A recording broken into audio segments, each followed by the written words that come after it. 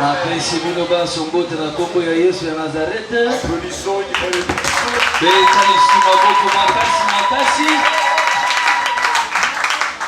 Alors nous sommes dans le livre de Lévitique chapitre 8. Tozali na buku ya Balewi mukapona yango ya Mwambe.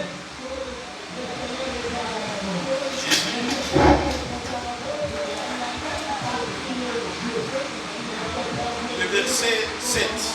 Na litalatana na yango ya Sambo. Il a Aaron la tunique. Latsi alona nzambala. Il le ceignit de la ceinture. Alatie mukaba. Il le revêtut de la robe. Alatie robe. Et il plaça sur lui le faud. Atie likolo na ye efod. Nous avons dit que Moïse, Tobakete Mose, après avoir revêtu à Aaron la tunique de lin, il l'a ceigné également de la ceinture de lin. Et ensuite, il va les revêtir de la robe de l'éphod. Et après, il va placer sur lui l'éphod lui-même. Alors nous avons dit que sans la robe de l'éphod, donc l'éphod aussi ne peut pas être mis sur Aaron. Voilà pourquoi il devait d'abord avoir l'éphod et la robe de l'éphod.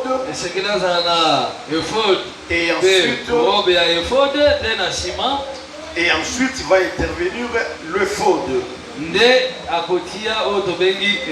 Alors nous avions lu Exode 28. Exode 28. Nous avons lu les versets 6 et puis les versets 7 à 12. 28, j'ai lu d'abord les versets 6. Ils feront les faux d'or, des fils bleus, pourpres et cramoisis, et des fils rétors. Il sera artistement travaillé. On y fera des épaulettes qui les joindront par ces deux extrémités. Et c'est ainsi qu'il sera joint. 9. Tu prendras des pierres d'onyx et tu y graveras les noms des fils d'Israël. 6 de leurs noms sur une pierre et les 6 autres sur la seconde pierre, d'après l'ordre de naissance. Tu graveras sur les deux pierres les noms des fils d'Israël, comme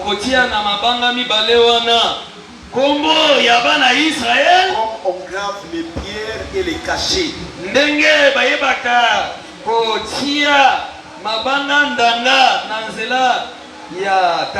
Et tu les entoureras de montures d'or. Tu mettras les deux pierres sur les épaulettes et le faud, en souvenir des fils d'Israël. Et c'est comme souvenir qu'Aaron portera leur nom devant l'Éternel sur ses deux épaules.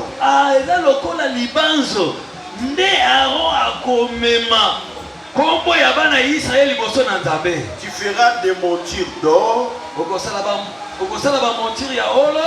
et des chaînettes d'or pur que tu tresseras en forme de cordon. Et tu fixeras aux montures les chaînettes ainsi tressées. Acclamons fortement pour la lecture. Alors, nous avons dit Aaron, Moïse ayant revêtu Aaron la robe de l'éphod, il va ajouter le faute lui-même. Et en lisant les Écritures, on nous a dit que le faute était en or.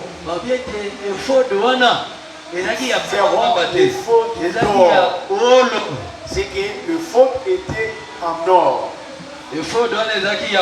Voilà pourquoi j'avais dit, vous allez remarquer la tunique est de fer et saline blanche pour symboliser Aaron, qui est Jésus-Christ aujourd'hui, c'est un saint. C'est un innocent, c'est un homme pur, c'est un homme sans péché. Et la ceinture de la tunique est aussi en félin pour symboliser que Jésus-Christ c'est lui la parole qui est la vérité. Et une vérité pure, une vérité authentique. Vérité sans mélange. Une vérité sans péché. Et la robe de l'éphod était de couleur bleue. Pour signifier tout simplement que Jésus-Christ, comme souverain sacrificateur, n'est pas de ce monde, il est du ciel.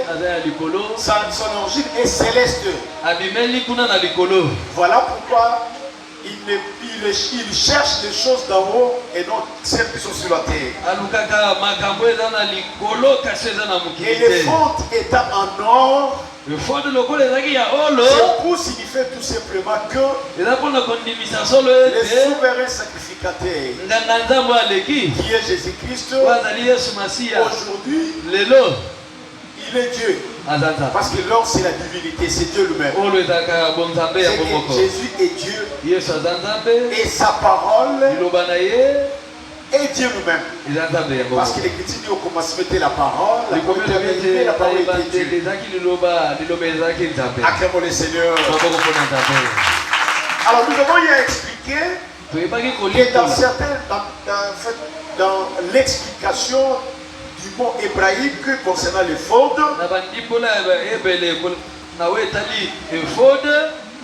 il renvoie à un manteau, à un cap, à une couverture. Et d'autres traducteurs considèrent les fautes comme un gilet. Nous avons dit qu'à cela ne tienne, mais retenons la couverture, les capes ou le manteau. C'est ce qui est très important pour nous. Alors nous avons compris que le faute dont il est question, en réalité, c'est Jésus-Christ lui-même. Et en réalité, c'est la parole ou l'évangile que nous vous prêchons. Alors, c'était éphod est considéré comme un manteau. Et nous avons lu dans le livre d'Ésaïe où on interprète le manteau comme étant la délivrance. Donc nous comprenons que Jésus-Christ qui est notre éphod, l'évangile qui est notre éphod, c'est ça notre délivrance. Or, s'il est notre délivrance, donc il est notre libérateur, il est notre sauveur. Donc l'éphod traduit Jésus-Christ comme étant sauveur, libérateur, comme étant notre délivrance. Acclamons le Seigneur. Alors, nous avons encore lu avec vous que l'éphod avait des épaulettes. Dieu avait voulu qu'on fasse des épaulettes. Et c'était les épaulettes de l'éphod. Que d'autres traducteurs ont eu à considérer ces épaulettes comme étant bretelles. Et d'autres On lui a donné leur explication. Mais néanmoins, nous avons dit dans les textes hébraïques lui-même, le mot qui a été employé là-bas,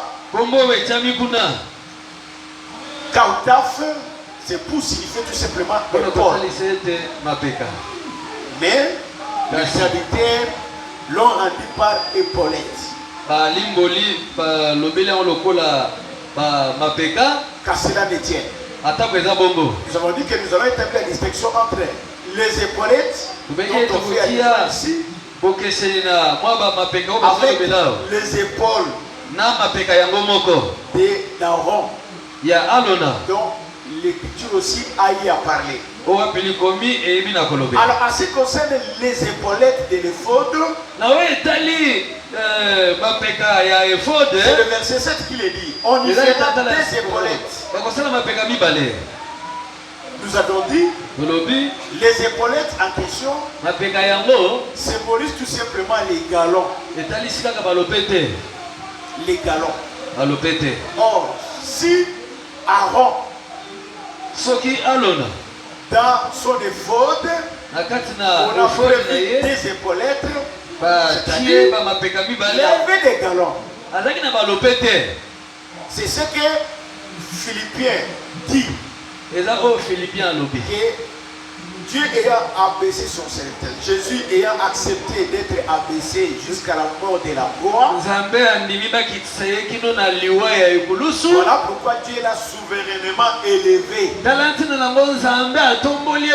cela signifie que les épaulettes expliquent l'élévation souveraine de Jésus. Pour ainsi dire, que c'est lui, Jésus-Christ, qui a les derniers galons.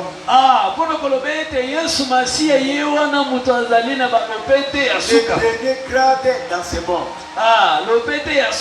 Voici pourquoi les Écritures disent qu'il est le Dieu des dieux. C'est-à-dire s'il y a des dieux sur la terre, mais tout Seigneur doit savoir qu'il y a un Dieu au-dessus d'eux. C'est Jésus-Christ. À cause des épaulettes, à cause des galons. On appelle les seigneurs des seigneurs.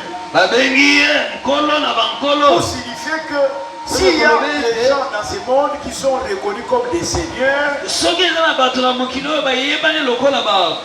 mais Jésus est leur Seigneur. Acclamons le Seigneur. Il est encore appelé le roi des rois. Pour dire que s'il y a des gens qui se reconnaissent comme rois sur la terre, ces rois-là doivent reconnaître qu'ils ont aussi un roi qui est Jésus-Christ. C'est comme ça que je vous avais dit les mardis. Étant donné que nous avons celui qui a les derniers galons. Donc nous ne pouvons plus craindre quelque chose. Nous ne pouvons avoir peur des personnes sur cette terre. Voilà pourquoi Jésus avait dit, ne craignez pas celui qui tue les corps. Et après cela, il n'a pas le pouvoir de traduire ou d'envoyer votre âme dans la Gehenna. Mais je vais vous apprendre celui que vous devez craindre. Il faut craindre celui qui a le pouvoir de tuer le corps. Après cela, il a le pouvoir d'entraîner votre âme à la Gehenna. C'est lui qui a les derniers galons. Voilà pourquoi les magiciens, les astrologues, les sorciers, le féticheur, les occultistes, les francs-maçons, les rosicruciens, les Illuminati, tous ces gens-là que nous connaissons, frères, ne peuvent pas nous faire peur. Parce que leurs galons sont inférieurs. Les galons de notre Dieu, c'est les derniers. Voilà pourquoi même s'il te dit, je vais t'ensorceler, je vais te tuer, je vais faire ceci, il ne le fera pas. Parce que l'Écriture dit que celui qui est en nous est plus grand que celui qui est dans ce monde. Voyez sa grandeur, voyez sa dimension. C'est lui-là qui est avec nous, frères. Voilà pourquoi quand je marche, comme David l'a dit, dans la vallée de l'ombre de la mort, je ne craindrai rien. Parce que je sais que Dieu est avec moi. L'Éternel est mon berger. Je ne craindrai rien. Qui peut me faire des hommes? Acclamons le Seigneur. Les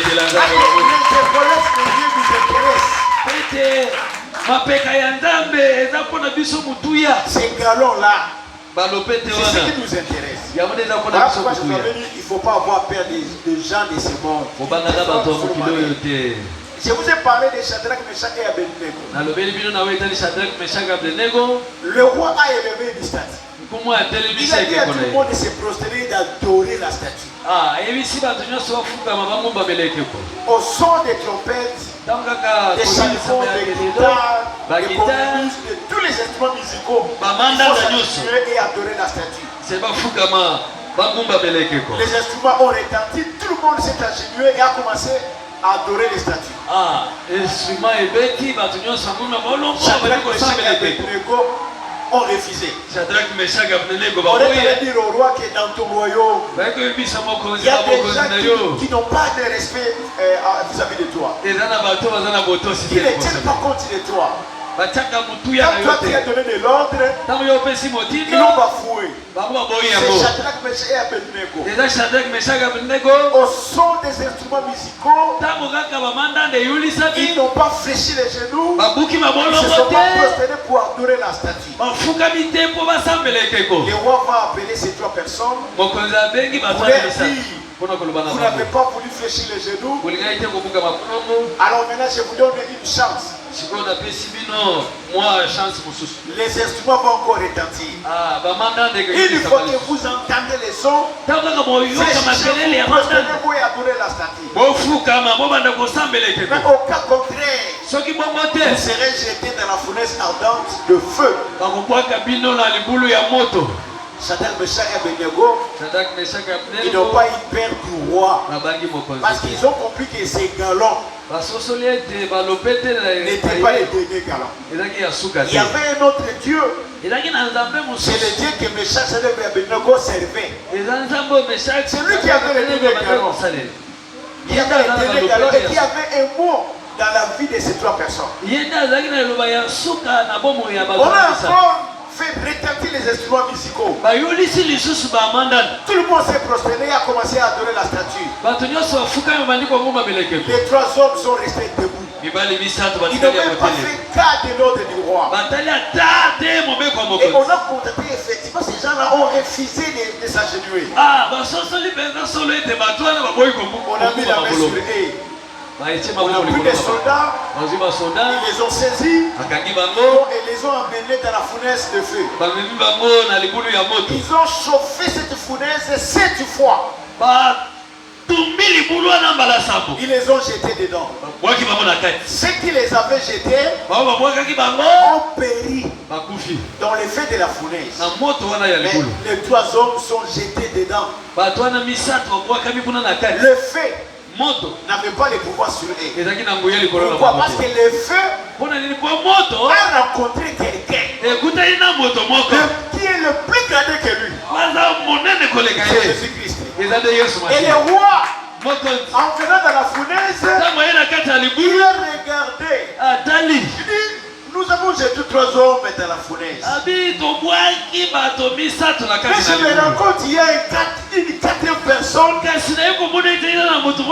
Celle-là, Oh wana. Il a des galons plus que moi. Ana bapete koleka ngai. Comment le Seigneur? Bete la nzambe maboko Il est plus que l'homme. Ye benza akokani na mwana na Donc il a vu Jésus-Christ dedans. Amoni Yesu na kati kuna. Et il a fait en sorte que les faits Asana lolenge ne te puissent moso. même pas les consumer. Et tout baba. Et que tu dis que même l'air caleçon. Likomie lo bien n'était même pas consumé. Kaleso na bango ezika te. Et quand ils sont sortis de Tango la babimi fournaise, na kati ya libulu. on n'a même pas senti l'odeur du feu dans leur corps. Ata solo ya Ni dans leur moto te vêtements. na nzoto mabango ata na bilamba na bango. Pourquoi? Parce que c'est lui qui a les derniers galons. Po oyo aza na lopete ya suka. Il a des galons plus que le feu. Aza na Il a lopete des galons koleka plus que le moto. roi. Aza na nguya koleka ta Il a moko. même effacé Alimisi. l'odeur du feu.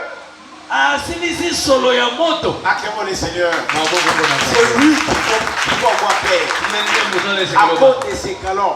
mpona balopete na ye. Daniel, à son tour, Daniel na ngambo na ye on a dit balobi personne ne peut adresser des prières à un autre Dieu moto akokosambela nzambe mosusu te si ce n'est à toi, roi. soki kaka na yo te. Et tout le monde bato nyonso adressait des prières, babandaki kosambela. mais sauf Daniel. Daniel ye aboyaki Il est rentré chez lui, azongi epa na ye il a commencé à prier abandi kobondela les dieux que lui connaissait. nzambe oyo ayebaki. Acclamons le Seigneur. Maboko mpona nzambe Parce que pour lui, mpona ye les dieux que lui servait, nzambe oyo abandaki c'est kosalela. les dieux qui avaient les derniers galons. Aza nzambe abaza na Mais l'autre balopete là, wana n'a pas mosusu de derniers galons. aza balopete ya suka te.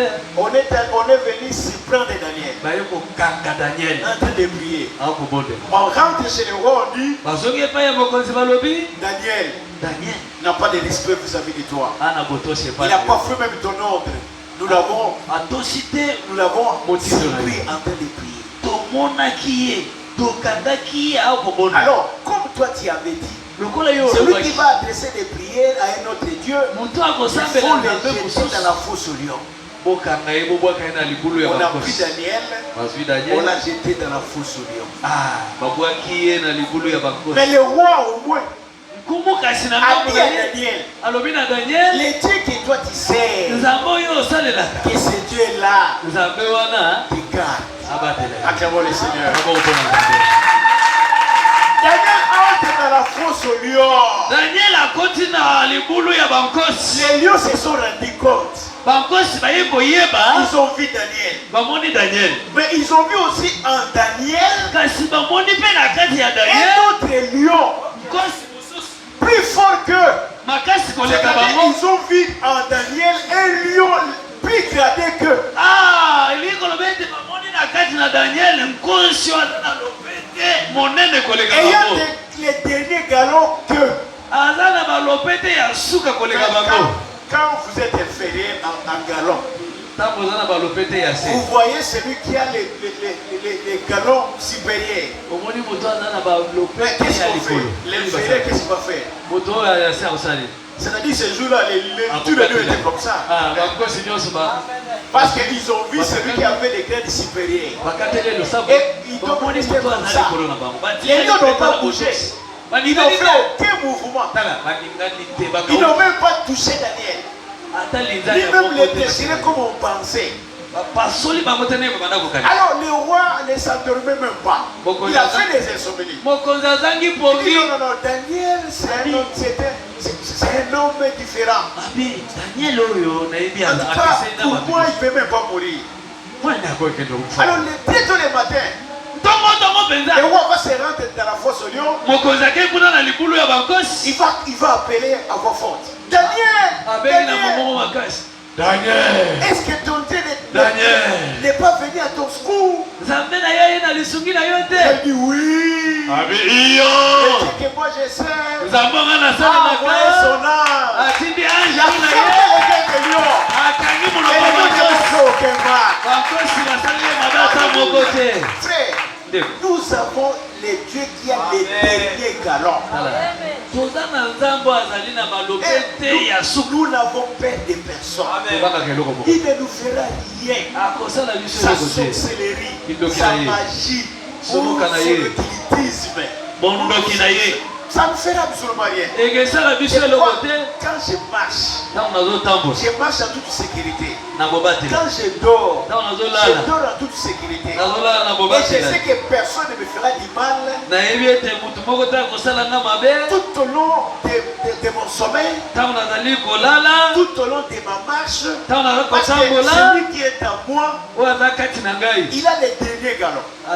Et quand un sorcier vient, il veut mettre la main sur toi. Il trouve qu'en toi, il y a quelqu'un qui a des galons plus que lui. Mais le sorcier, quand il vient, il ne peut faire c'est comme ça. Et il rentre. Parce qu'il ne peut pas s'approcher. Parce que s'il s'approche, ça sera sa mort. Acclamons le Seigneur. Voilà pourquoi Dieu a fait en sorte que nous soyons des intouchables. Alors si tu vas te cacher derrière un soldat subalterne, un soldat inférieur, mais tu ne seras pas en sécurité. Il faut se cacher derrière le soldat le plus gradeux. Voilà pourquoi nous nous cachons derrière celui qui a le dernier galon. Le roi des rois. Les seigneurs des seigneurs, les dieux des dieux, les saints des saints. Acclamons le Seigneur. C'est nous que nous nous cachons faire. Qu'est-ce que nous allons avoir peur lorsque nous sommes en face des hommes et de ces morts? Acclamons encore le Seigneur. Alors, nous continuons. L'Écriture encore a dit il faut prendre des pierres d'onyx. Et j'avais expliqué que le deux pierres d'onyx, c'est sur ces deux pierres d'onyx qu'on a gravé, comme on grave des pierres et des cachets, le nom des enfants d'Israël. Si c'est sur une pierre, et si c'est sur une autre pierre, on les a gravés. Comme on grave des pierres et des cachets. Et j'avais expliqué pourquoi les pierres, ce sont des pierres précieuses. On a gravé les noms des enfants d'Israël. En d'autres termes, on a gravé les noms du peuple. C'est qu'aux yeux de Dieu, le peuple était considéré comme une pierre précieuse. Donc nous, les enfants de Dieu, aux yeux de Dieu, nous avons du grand prix. Dieu nous considère comme une pierre précieuse. Et deuxièmement, on a gravé les noms des enfants d'Israël. Comme on grave des pierres et des cachets. Alors, nous avions lu dans le livre des Cantiques, chapitre 8, versets 6 à 7, où il dit, mets-moi comme un sceau dans ton cœur. Mets-moi comme un cachet dans ton bras. Alors, comprenons que devant Dieu, Dieu nous a mis comme un cachet, comme un sceau. Acclamons le Seigneur. Donc il a gravé dans son cœur comme un sceau. Voilà pourquoi quand Aaron entrait dans le tabernacle, il avait sur ses épaules le peuple gravé comme un cachet. Alors comme on les a gravés, cela traduit l'amour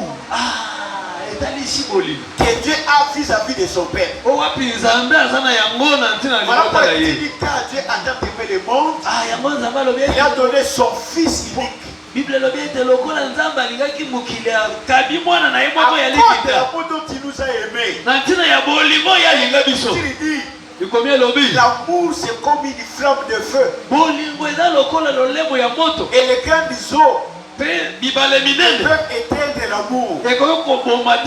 C'est-à-dire quoi? Jésus ou Dieu, à cause de l'amour dont il nous a aimés, les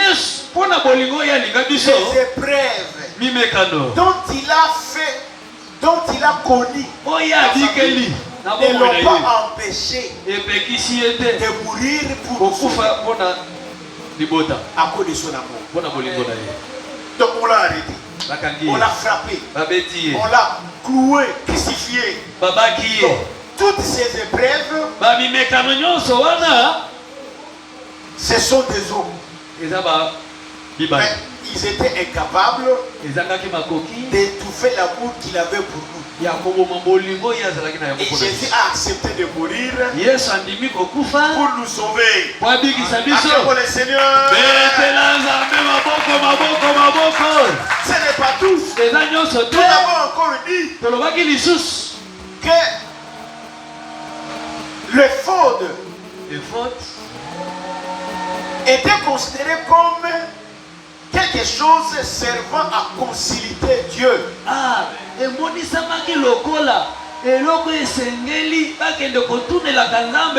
Et ça, on avait lu dans Samuel 2, verset 18.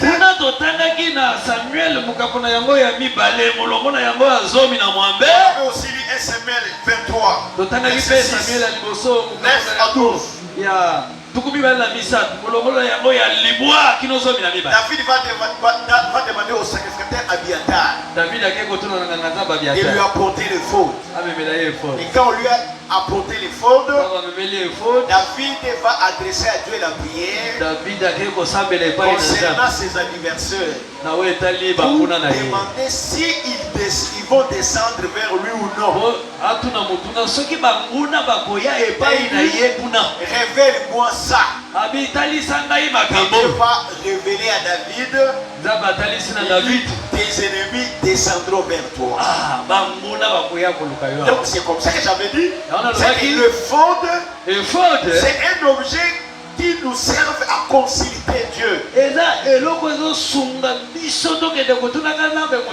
Or, en Israël, pour concilier Dieu, on allait voir les prophètes. On allait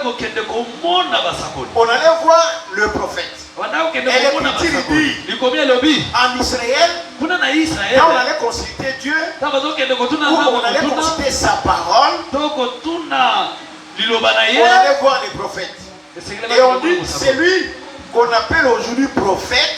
Autrefois en Israël, on appelait voyant.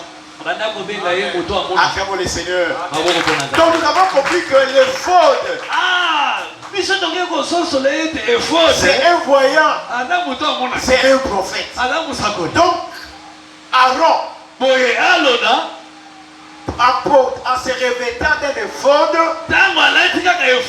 cela témoignait qu'il était un voyant, qu'il était un prophète.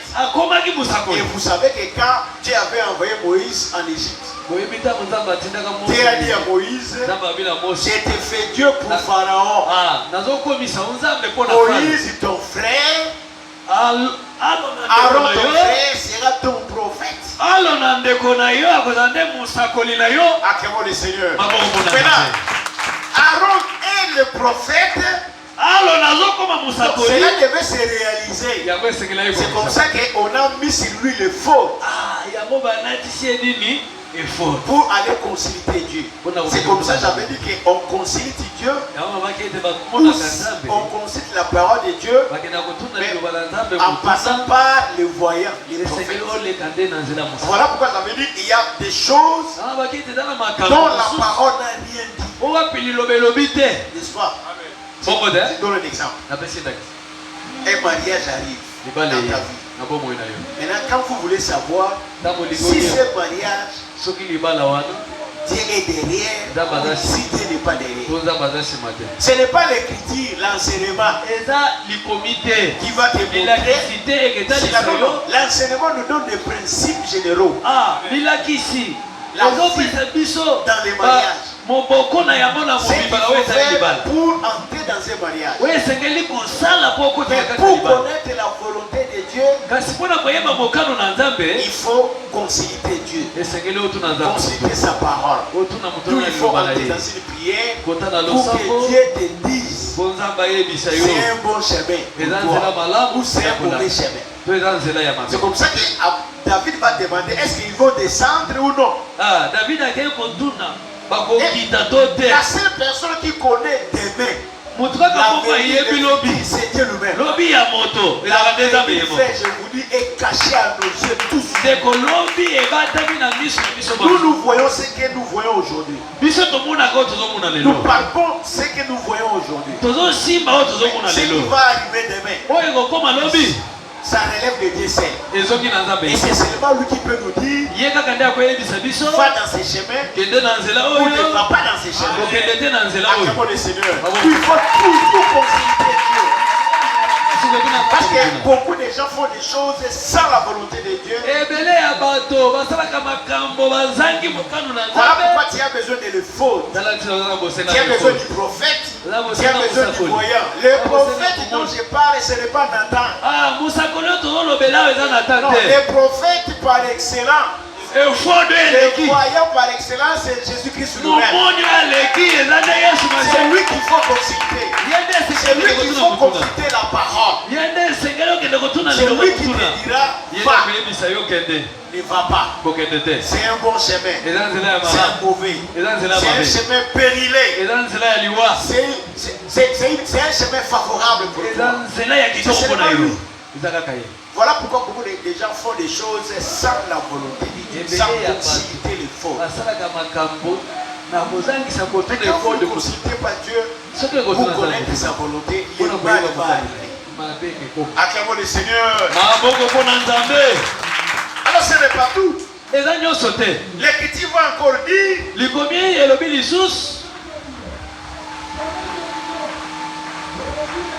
vous allez classer dans les deux pierres le nom des enfants d'Israël d'après l'ordre de naissance. Ça, je suis dans le verset 9. Vous allez les classer d'après l'ordre de naissance. C'est ce que j'avais expliqué ce jour-là. L'ordre de naissance, ça signifie quoi? En commençant par l'aîné, vous descendez. Ça on appelle l'ordre de naissance. Or, quand on commence par l'ordre de naissance, cela signifie la reconnaissance des aînés dans la foi. Voilà pourquoi même si vous êtes frères, sœurs, il faut toujours reconnaître les aînés dans la foi. C'est-à-dire un aîné, c'est quelqu'un qui est venu dans la foi avant toi. Même si vous êtes ministre de la parole, même si Dieu vous a élevé, il fait en vous des merveilles, mais reconnaissez les aînés. Puis Paul est devenu ministre de la parole. Il prêchait. Mais en travaillant, il s'est rendu compte qu'il risquait de faire un travail vain. Il va retourner à Jérusalem vers ceux qui étaient devenus apôtres avant lui. Il a reconnu ses aînés. Il est allé voir Pierre, Jean, Jacques, qui étaient considérés comme des colons. C'était ses aînés dans la foi. Et il va leur exposer ce qu'il lui enseigne. C'est ça l'humilité dans l'exercice du ministère. Même si aujourd'hui on t'élève dans les ministères, tu deviens apôtre, prophète, docteur, évangéliste, tout ça. Reconnais les aînés. N'est-ce pas? Reconnais les aînés. La reconnaissance des aînés, c'est ça l'humilité. Parce que Dieu lui-même, quand on a gravé les noms des enfants d'Israël, c'est selon l'ordre de naissance. Il pouvait dire Moïse, classe les noms selon ton goût. Non, respectez l'ordre. Faites-les d'après l'ordre de naissance. Les respects des aînés.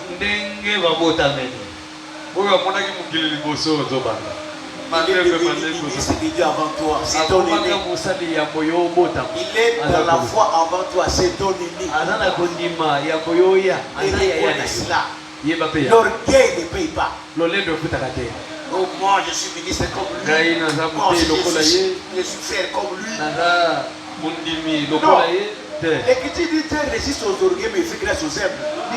La seule personne ayant des épaulettes, je vous avais dit ça, dans le vêtement sacerdotal de tous les sacrificateurs. Tous les sacrificateurs n'avaient pas les épaulettes. N'est-ce pas? Les épaulettes, on les a trouvées seulement chez Aaron. C'est-à-dire, celui qui c'est seulement Dieu lui-même. Voilà pourquoi l'Écriture dit, j'ai vu Dieu assis sur un trône élevé. Parce que celui que l'on doit élever, c'est seulement l'enseignement. C'est Dieu lui-même. Mais pas nous les hommes. Pour lui dire, nous ne sommes que vos serviteurs. Et c'est inutile. Voilà pourquoi ça ne sert à rien de vous élever, de vous adorer. Non. Dieu n'aime pas les orgueils. Quand vous vous anorgueillissez, il va t'abaisser. Quand vous reconnaissez chacun, c'est mon aîné. Il était dans la foi avant moi. Il est vraiment les prémices. Celui-ci, il a commencé le ministère avant moi.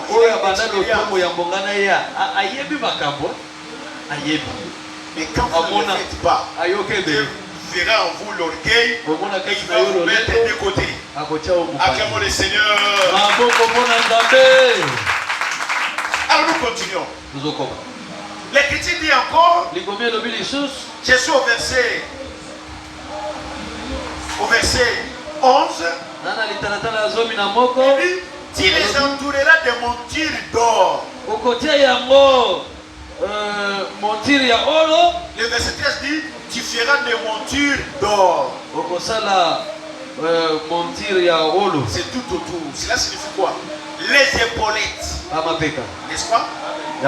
C'est sur les épaulettes on avait mis la pierre d'onyx. Une épaulette avec une pierre d'onyx, l'autre épaulette avec une pierre d'onyx. C'est ce que j'avais dit, que l'élévation de Jésus-Christ, il est souverainement élevé dans les ciels et sous la terre. Parce que ça doit être des épaulettes. L'élévation de Jésus, il est souverainement élevé dans les ciels et sur la terre. Mais les épaulettes en question devaient être entourées de montures d'or. Parce que sur l'épaulette, on a placé la pierre d'onyx sur lesquelles on a gravé les noms des enfants d'Israël. Alors ces montures d'or.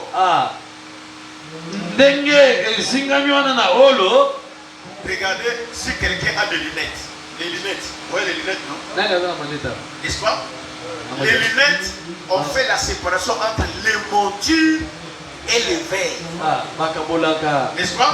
Les montures, c'est cet squelette-là. Le verre, c'est ce qui servent à voir.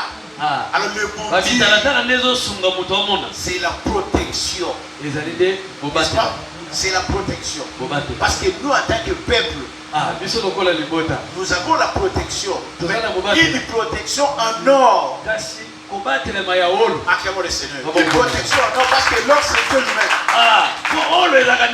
Nous avons une protection divine. Et c'est pour que vous ne puissiez pas bouger à gauche ou à droite.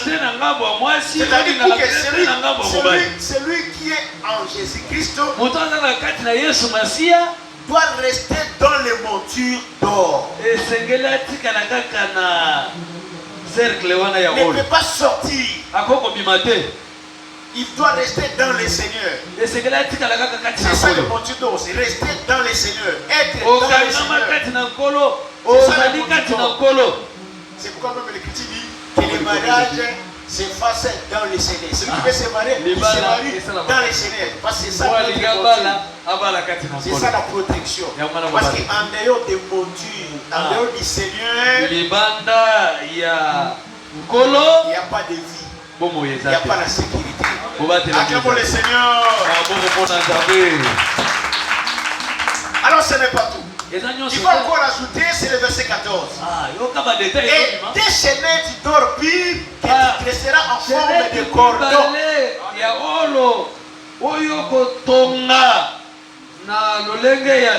Il dit tu vas faire des chaînettes. C'est que les épaulettes, plutôt, les faudes avaient des épaulettes. Le faude avait aussi des chaînettes en or. Même ces chaînettes dont question, il était fait en forme d'un cordon. Alors je vais expliquer. Bon, lui c'est bon. Lui a traduit les chaînettes. L'a traduit par. Lui c'est bon a appelé chaînette. C'est lui c'est bon qui a chaînette. Mais et pourtant, en hébreu, le mot charare ne signifie pas du tout chaînette, ça signifie chaîne. Alors, lui second a traduit ça par chaînette. Là, on peut aussi comprendre. Parce que, comme c'était des petites choses, donc lui il appelle ça chaînette au lieu de l'appeler chaîne. Casser les tiennes. Que l'on dise chaîne ou chaînette, ce n'est pas un problème pour nous. Parce que, en réalité, on dit chaîne ou chaînette, c'est un lien. N'est-ce pas? Un lien, quelque chose qui lie. Voilà. Nous sommes le peuple. Alors quelque chose doit nous lier. La chose doit être en or. C'est une chaîne. C'est un lien. Je vais donner les critiques pour vous que vous puissiez comprendre il s'agissait de quoi.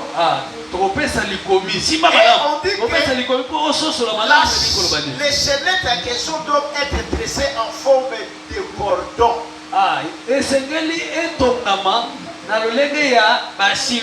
N'est-ce pas? Retenez aussi ce mot-là cordon. Je vais aussi donner des explications. Mais nous commençons d'abord par chaînette. Ou chaîne.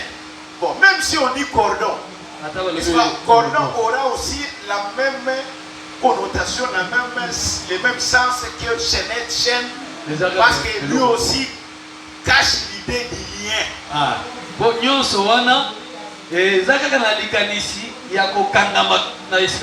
Voilà, alors, maintenant, quand il s'agit du lien, donc, il y a une explication importante à retenir.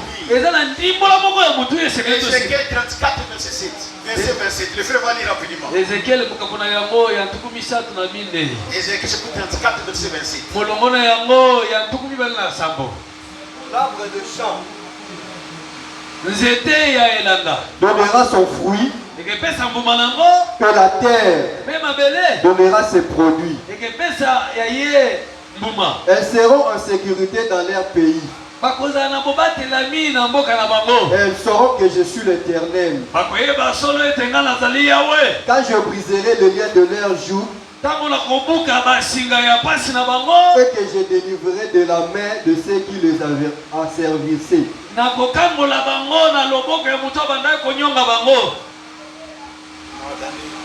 doit chercher ça. Cette écriture-là ne parle pas de ça.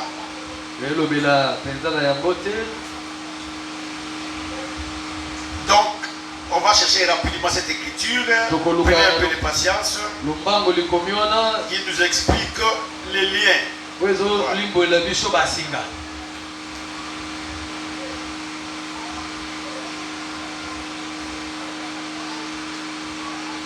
C'est un pays. C'est Ézéchiel chapitre. Voilà, c'est chapitre 20, verset 37. Ézéchiel 20, verset 37.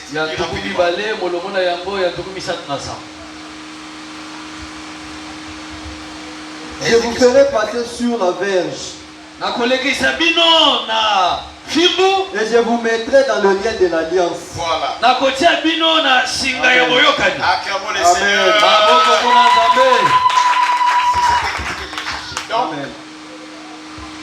la chaînette ou la chaîne, de la même manière que les cordons, c'est un lien. Un lien, c'est quelque chose qui unit des choses. Voilà pourquoi la chaînette devait être en or. C'est un lien qui unit ceux qui sont sous les épaulettes, dont les peuples, avec les fautes. Donc, maintenant, qu'est-ce qui nous lie? Tout peuple avec Dieu. Qu'est-ce qui nous lie? Ézéchiel dit, je vous mettrai dans le lien de l'alliance. C'est que l'alliance, c'est ça la chaînette ou une chaîne, c'est ça le lien, c'est ça les cordons. N'est-ce pas? Mais la chaînette est en or pour signifier que l'alliance est divine. Acclamons le Seigneur. Ce n'est pas une alliance humaine.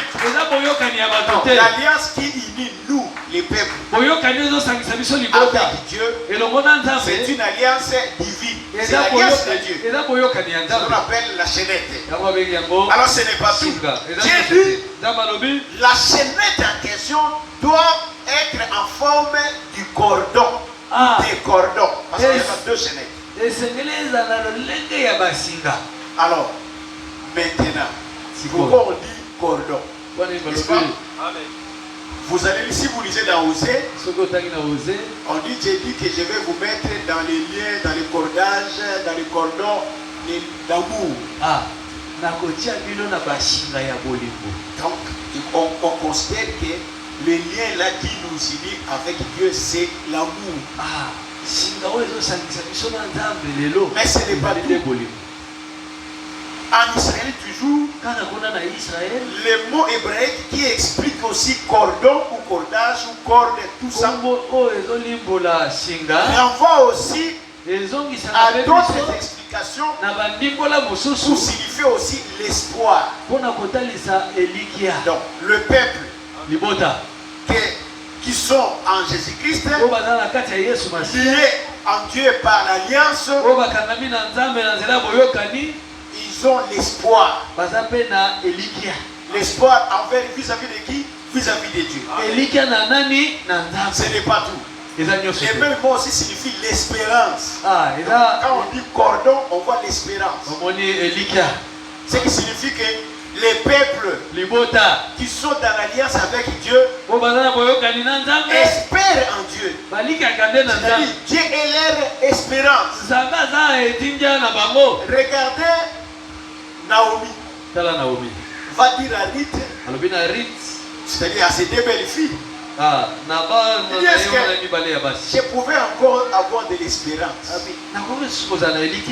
de concevoir aujourd'hui, de donner naissance à un fils, et le fils en question va grandir, et pour qu'il vous prenne en mariage. Orpa, ayant entendu que dans les paroles de Naomi, il n'y avait pas d'assurance. Donc pour elle, il n'y a plus d'espoir. On va se retirer. Mais Ruth a compris autrement. Est-ce que j'aurai encore de l'espérance? Ruth a compris que chez elle, il y a de l'espérance. Est-ce que je vais encore concevoir, donner naissance à un enfant qui va grandir aujourd'hui et vous prendre un mariage? Ruth a compris que oui, elle va concevoir, elle aura un garçon et qui va me prendre un mariage. Amen. Qui a pris Ruth en mariage? C'est Boaz, non? C'est que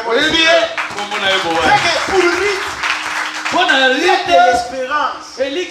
Voilà pourquoi nous qui sommes sur les épaules de Dieu, nous devons avoir l'espérance. Quel que soit le problème, tu dois espérer dans les bons. Et le cordon signifie aussi l'attente. Non, l'attente. Voilà, l'attente. C'est-à-dire le peuple, parce que nous sommes dans l'alliance qui nous unit avec Dieu, nous attendons, ou nous sommes dans l'attente. Nous attendons quoi? Le retour de Jésus. Nous attendons les saluts qui nous est réservé. Nous attendons la couronne qui nous sera donnée à ce jour-là. Parce que pour lui, la couronne de justice m'est réservée. Non seulement à moi, mais à tous ceux qui auraient aimé son avènement. Le Seigneur, c'est que nous sommes dans l'attente. Nous attendons avec espoir, avec espérance la promesse que Dieu nous a faite qui est la vie éternelle. Voilà pourquoi nous n'allons pas quitter. C'est pour ça que Ruth dit, je ne quitterai pas Naomi. Je reste attaché à toi. Naomi a tout fait pour que Ruth s'abandonne. Non, ton peuple sera mon peuple. Ta nation sera ma nation. Là où toi tu vas passer, moi aussi j'y passerai là-bas. Elle s'est attachée à Naomi. Naomi était fatiguée. Mais à la fin, Naomi a dit, non, je vais t'envoyer quelque part. Il faut toujours avoir l'espoir. Parce que nous attendons.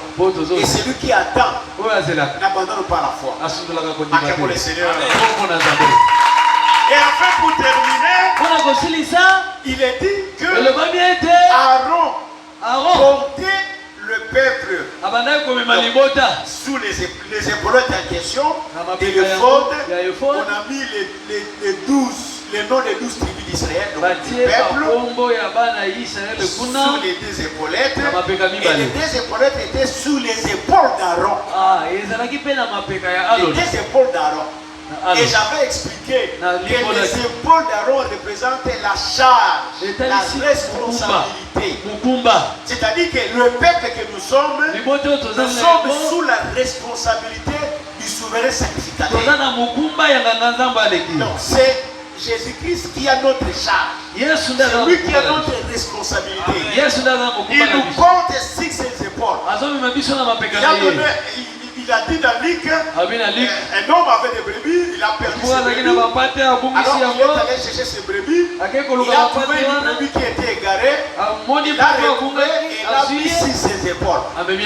Or, la brebis qui était perdue, c'est nous. C'est ce qui signifie que le peuple qui était écrit ici dans les épaulettes, donc c'était des brebis qui étaient égarées. Que Dieu a retrouvé et il nous a mis sur ses épaules. Il a pris soin de nous. Il s'est chargé de nous. Et il a notre responsabilité. Acclamons le Seigneur. Personne d'autre dans ce monde qui a notre charge. Vous savez que les hommes peut prendre ta charge. À un moment, il va se fatiguer. Il va dire non, je n'ai plus d'argent. Je n'ai pas de capacité de faire ci pour toi. Mais lui, quand il te charge sur ses épaules, même si c'est pesant, il ne se déchargera jamais de toi. Il prend ta responsabilité jusqu'à la fin. Ton mari peut se décharger. Les enfants aussi peuvent s'en décharger de toi. La famille aussi peut dire nous sommes fatigués de toi. Mais lui, Aaron, ayant porté sur ses épaules les noms du peuple, il entre dans les sanctuaires avec le peuple. Il sort avec le peuple sur ses épaules. Il n'a jamais dit que je suis fatigué. Voilà, Dieu ne se fatiguera jamais de toi. Il se chargera de toi. Les gens vont se fatiguer. Mais lui jamais. Acclamons le Seigneur. Pour la prière. Ok, au sein de la Zambie, pour la Ilobanaye, ou à la Kibiso, au Bondeli.